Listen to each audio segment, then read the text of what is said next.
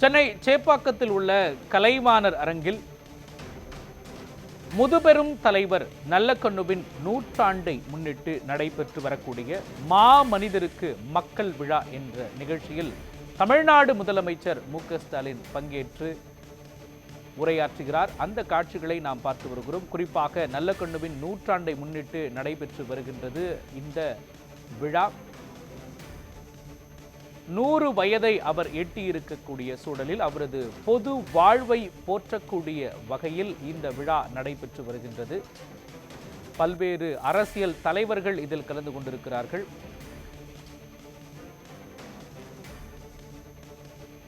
நூற்றாண்டை எட்டியிருக்கக்கூடிய நல்லக்கண்ணுவிற்கு தமிழ்நாடு முதலமைச்சர் மு.க.ஸ்டாலின் கேடயம் வழங்கியிருக்கிறார். மதிமுக பொதுச் செயலாளர் வைகோ,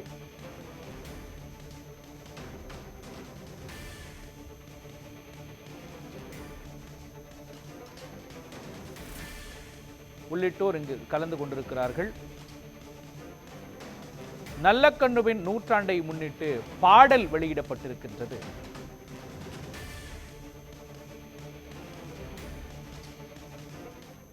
தலைமை பொறுப்பேற்றுள்ள உலக தமிழர் பேரவை அமைப்பினுடைய தலைவர் ஐயா பழ நெடுமாறன் அவர்களே, நூற்றாண்டு பிறந்தநாள் காணக்கூடிய விழா நாயகர் தகைசால் தமிழன் ஐயா நல்லக்கண் அவர்களே, தோழமை கட்சிகளின் தலைவர்கள் தோழர் டி ராஜா அவர்களே, அண்ணன் வைகோ அவர்களே, தோழர் முத்தரசன் அவர்களே, மக்கள் இயக்கங்களுடைய தேசிய கூட்டமைப்பினுடைய நிறுவனர் திருமதி மேதா பட்கர் அவர்களே, முன்னாள் நீதியரசர் திரு சந்துரு அவர்களே, கவிப்பேரரசு அண்ணன் வைரமுத்து அவர்களே, விஐடி பல்கலைக்கழகத்தினுடைய வேந்தர் திரு விஸ்வநாதன் அவர்களே, முன்னாள் தலைமைச் செயலாளர் திரு இறையன்பு அவர்களே,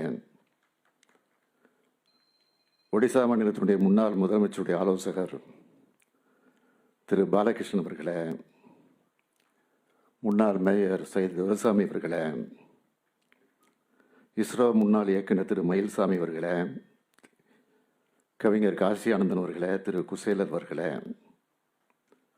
திரையுலகம் மற்றும் ஊடகத்துறை சார்ந்திருக்கக்கூடிய நண்பர்களே, மணிவண்ணன் அவர்களே, தர்மலிங்கம் அவர்களே, பத்திரிகை மற்றும் ஊடகத்துறை சார்ந்திருக்கக்கூடிய நண்பர்களே, தர்மலிங்கம் அறவழி தொண்டு கல்வி அறக்கட்டளை நிர்வாகிகளே, உங்கள் அனைவருக்கும் என்னுடைய அன்பான வணக்கம். முன்கூட்டியே பேசுவதற்கு காரணம், இந்த நிகழ்ச்சியை முடித்துவிட்டு உடனடியாக விமானத்தை பிடித்து நான் தூத்துக்குடிக்கு செல்லவிருக்கிறேன். என்ன பொருத்தம், ஐயா பிறந்த தூத்துக்குடிக்கு தான் செல்லவிருக்கிறேன்.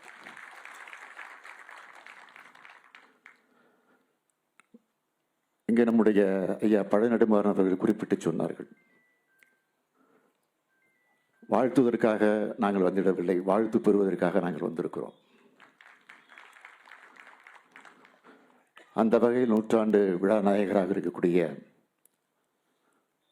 ஐயா நல்லக்கண் அவருடைய புகழை, சிறப்பை, அவர் தியாகத்தை இன்றைக்கு போற்றிக் கொண்டிருக்கிறோம். சமத்துவ சமுதாயத்தை அமைப்பதற்கான நம்முடைய பணியில் வெல்வதற்காக ஐயா வாழ்த்துங்க அப்படின்னு கேட்க வந்திருக்கிறோம். உங்க வாழ்த்தை விட எங்களுக்கு பெரிய ஊக்கம் எதுவும் கிடைத்து விட போவதில்லை. தந்தை பெரியாருக்கும் தலைவர் கலைஞருக்கும் கிடைக்காத வாய்ப்பு நல்லக்கண் ஐயா அவர்களுக்கு கிடைச்சிருக்கு. 100 வயதை கடந்து நமக்கு வழிகாட்டியும் தமிழ் சமுதாயத்திற்காக இன்னும் உழைக்க தயாராக இருக்கேன் என்றும் உள்ள உறுதியோடு இங்கே அமர்ந்திருக்கக்கூடிய நம்முடைய ஐயா அவர்களுக்கு கம்பீரமான வணக்கத்தை நான் தெரிவித்துக் கொள்கிறேன். கம்பீரமான வணக்கம் மட்டுமல்ல, கம்பீரமான செவ்வணக்கத்தை நான் தெரிவித்துக் கொள்கிறேன். தோழர் நல்லக்கண் ஐயா அவர்களுக்கு நம்முடைய ஐயா நெடுமாறன் அவர்கள் இந்த நூற்றாண்டு விழாவை எடுத்திருக்கிறார். பேரறிஞர் அண்ணா, பெருந்தலைவர் காமராஜர், முத்தமிழறிஞர் கலைஞர், முன்னாள் பிரதமர் இந்திரா காந்தி என பல்வேறு தலைவர்களோடு நெருங்கி பழகியவர் ஐயா நெடுமாறன் அவர்கள். திராவிட இயக்கத்திற்கு பல தீரர்களை தந்த அண்ணாமலை பல்கழகத்தின் பட்டறையில் உருவானவர் ஐயா நெடுமாறன் அவர்கள். உலகத் தமிழர் பேரவையினுடைய நிறுவன தலைவராக இருந்து இலங்கை தமிழ் மக்களின் உரிமைகளுக்காக பல்லாண்டு காலமாக தொடர்ந்து போராடி வரக்கூடியவர்கள் ஐயா நெடுமாறன் அவர்கள். இந்த விழாவை பார்க்குறீங்க, பொது உடைமை இயக்கம், திராவிட இயக்கம், தமிழ் தேசிய இயக்கம் ஆகியவற்றுடைய சங்கமமாக இந்த நிகழ்ச்சி நடந்து கொண்டிருக்கு. இந்த நேரத்தில் புரட்சி கவிஞர் பாரதிதாசனுடைய பாடல் தான் என்னுடைய நினைவுக்கு வருகிறது. எங்கள் பகைவர் எங்கோ மறைந்தார், இங்குள்ள தமிழர் ஒன்றாதல் கண்டே. எல்லோரையும் ஒன்றாக்கி இருப்பது தோழர் நல்லக்கண்ணனுடைய தியாகம், அவருடைய தொண்டு, அவருடைய போராட்ட வாழ்க்கை.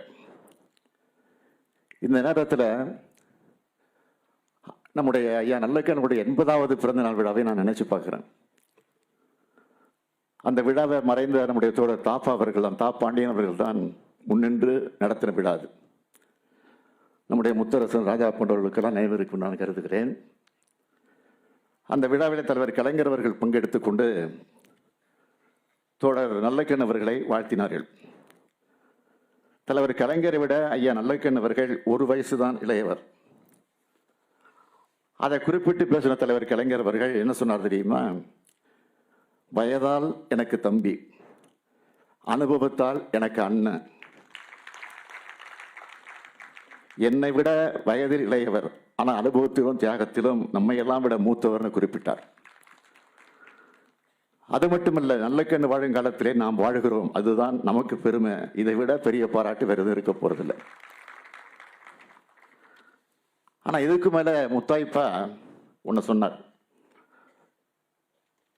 ஒரு விபத்து, கார் விபத்து தலைவர் கலைஞருக்கு ஏற்பட்டது. அந்த ஆரம்ப காலத்தில் ஏற்பட்ட அந்த விபத்து ஒண்ணுல தலைவர் அவருடைய கண் ஒன்று பழுதுபட்டது. அது எல்லாருக்கும் தெரியும். அதை குறிப்பிட்டு எனக்கு ஒரு கண் தான் முகத்தில் இருக்கிறது, இன்னொன்று அகத்தில் இருக்கிறது, அதுதான் நல்ல கண் என்று குறிப்பிட்டார். அந்த அளவுக்கு தோழர் நல்லக்கண் அவர்களை மதித்தார், தோழமை உணர்வோடு பாராட்டினார் தலைவர் கலைஞர் அவர்கள். அந்த தோழமைக்கு சில எடுத்துக்காட்டுகளை சொல்லணும்னா, 2001 நடைபெற்ற அதிமுக ஆட்சியில தலைவர் கலைஞர் அவர்கள் அராஜகமாக கைது செய்யப்பட்டதும் எல்லோருக்கும் நினைவு இருக்கும். விளக்கமா சொல்ல விரும்பல. அப்போ அதை கண்டிச்சு, கைதை கண்டிச்சு முதலா அறிக்கை வெளியிட்டு யார் தெரியுமா? நம்முடைய தோழர் நல்லக்கண் அவர்கள் தான். இத்தனைக்கும் அப்ப இந்திய கம்யூனிஸ்ட் கட்சி என்பது அதிமுகவோட கூட்டணியில் இருந்துச்சு. அதை பற்றியெல்லாம் கவலைப்படாம அந்த அராஜகத்தை தோழர் நல்லக்கண் அவர்கள் கண்டிச்சார். தலைவர் கலைஞர் அவர்கள் தீட்டிய தாய் காவியம், அது தீட்டின நேரத்தில் அதுக்கு தோழர் நல்லக்கண் ஐயா அவர்களிடத்தில் தான் அணிந்துரையை வாங்கினார். அப்படிப்பட்ட தோழமை இறுதி வரை அதை பேணி பாதுகாத்தார் தலைவர் கலைஞர் அவர்கள். அந்த நட்புணர்வோடு தான், கொள்கை உறவோடு தான் இன்னைக்கு நான் உங்களை வாழ்த்தவும் வாழ்த்து பெறவும் நான் வந்திருக்கேன். தோழர் நல்லக்கண் அவர்களுக்கு அண்ணல் அம்பேத்கர் விருது வழங்கினார் தலைவர் கலைஞர் அவர்கள்.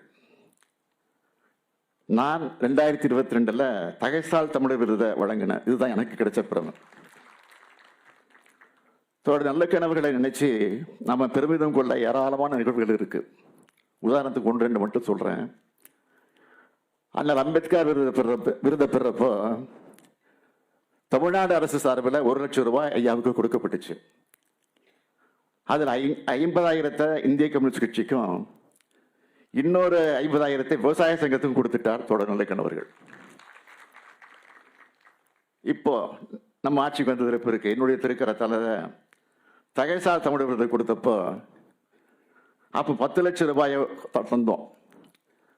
அந்த 10 லட்சம் ரூபாயை மட்டும் இல்லை, அதோட 5,000 ரூபாய் சேர்த்து 10,05,000 ரூபாய் தமிழ்நாடு அரசுக்கே நிவாரண நிதியாக அளித்தவர் தான் நம்முடைய ஐயா கண் அவர்கள். அவருடைய 80வது பிறந்த நாளின் போது அன்றைய இந்திய கம்யூனிஸ்ட் கட்சியினுடைய செயலாளர் தா பாண்டியன் அவர்களும் பொருளாளர் MS தாவீத் அவர்களும் 1 கோடி ரூபாய் திரட்டி தந்தாங்க. அந்த 1 கோடி ரூபாயை மேடையிலேயே இந்திய கம்யூனிஸ்ட் கட்சிக்கு கொடுத்து விட்டவர் தான் நம்முடைய ஐயா கண்ணவர்கள். அதே மேடையில் தமிழ் சான்றோர் பேரவை அருணாச்சலம் அவர்களும் மதிப்பிற்குரிய இளவேணில் அவர்களும் இணைஞ்சு எடுத்த முயற்சியின் காரணமாக கார் ஒன்று வாங்கி தலைவர் கலைஞர் மூலமா சாவியை ஒப்படைச்சாங்க. அந்த காரையும் இயக்கத்துக்காக கொடுத்து விட்டார். இப்படி இயக்கம் வேறு தான் வேறுன்னு நினைக்காம இயக்கத்துக்காகவே இயக்கமாகவே வாழ்ந்துட்டு இருக்கக்கூடிய மனிதரை நினைச்சு பெருமிதம் கொள்ளாமல் இருக்க முடியுமா? கட்சிக்காகவே உழைச்சார். உழைப்பால் வந்த பணத்தை எல்லாம் கட்சிக்காகவே கொடுத்தார். அதனால்தான் வரலாற்றில் இன்றைக்கு உயர்ந்து நிற்கிறார். எப்படிப்பட்ட வரலாறு அவருடையது நினைச்சு பார்க்கிற. 12 வயசுல போராட்டக்காரனாக உருவாகி 15 வயசுல பொது உடைமை கொள்கைகளால் ஈர்க்கப்பட்டு 18 வயசுல இந்திய கம்யூனிஸ்ட் கட்சியில இணைந்து கொண்டு அவர் வாழ்ந்த தியாக வாழ்வு எப்படிப்பட்டது? தலைமறைவு வாழ்க்கை, சிறைச்சாலைகள், சித்திரவதை, கட்டி வச்சு ரோட்ல போட்டு அடிச்சாங்க, சிகரெட்டால சுட்டாங்க, மலை உச்சிக்கு தூக்கி கொண்டு போய் போட்டுடுவோன்னு மிரட்டினாங்க. இதுக்கெல்லாம் அஞ்சினாரா? விடுதலை உணர்ச்சியை விட்டு விட்டாரா? இல்லை, விடாது உழைச்சார். அந்த நெஞ்சுரம் தான் தோழர் நல்லக்கண்ணையவார் என்பதை நான் பெருமையோடு குறிப்பிடுகிறேன். அவர் எழுதின கவிதை ஒன்றை இந்த நேரத்தில் நான் குறிப்பிட விரும்புகிறேன்.